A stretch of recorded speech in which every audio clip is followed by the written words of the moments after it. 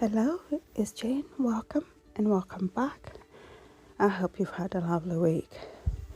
This is another hair video, but this time around I'm going to be doing a little bit of my mom's hair journey.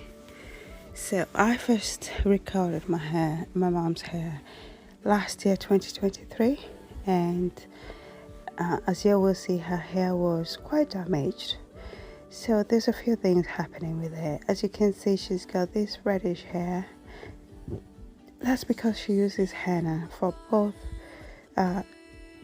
protein strengthening as well as to dye her grey hair. The next thing you'll see is that she's got this grey roots coming through, and that's because I asked her to pause putting henna on when she was coming over, and we can have an idea of what her hair is like without the henna. And it's actually soft. It grows quite soft, and I think her ends were so rough because she had a lot of split ends, not used deep conditioner for a while, not taking good care of her hair, and also not trimming for a long time. And so it was quite nice to see that the recent growth was soft. That means the damage was from the excess henna and not having moisture. So it's basically protein overload without enough moisture. And so there's hope. And then the third thing you'll see is that towards the crown,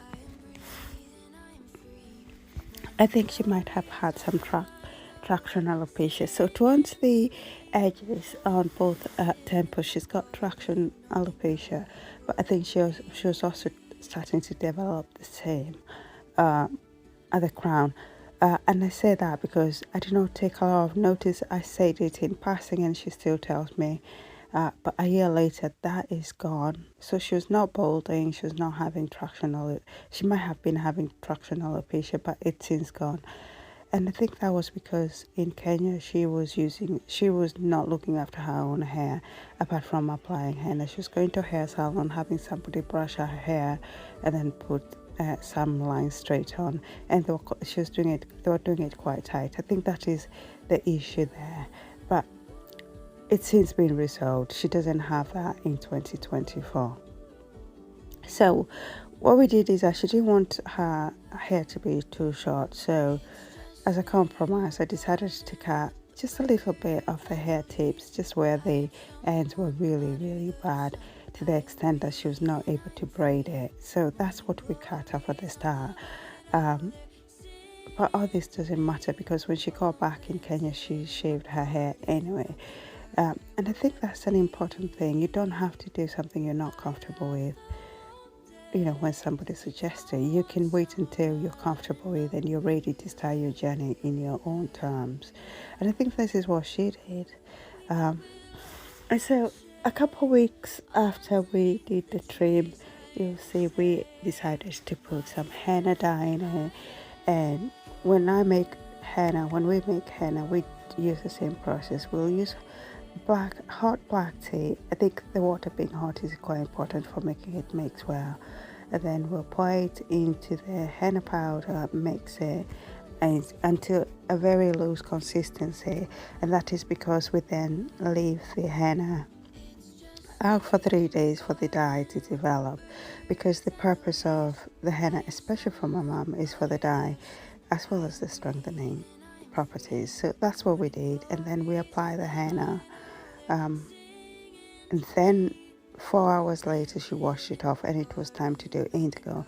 On this occasion we got the indigo mixing wrong, so we mixed it and we left it overnight. You're supposed to mix it and use it immediately, and after that, and that is why the dye did not go as dark as she wanted. So I think indigo needs henna for it to work. Obviously, I personally don't use indigo because I don't have that many grey hairs and it wouldn't show on my hair very nicely. I like the red hue of henna that it has on my hair. I prefer that, but my hair is not, I don't have as many greys as my mom have. Having said that, in 2024, my mom showed up and her hair was so short, so soft, and it was, as I say, there's no traction alopecia.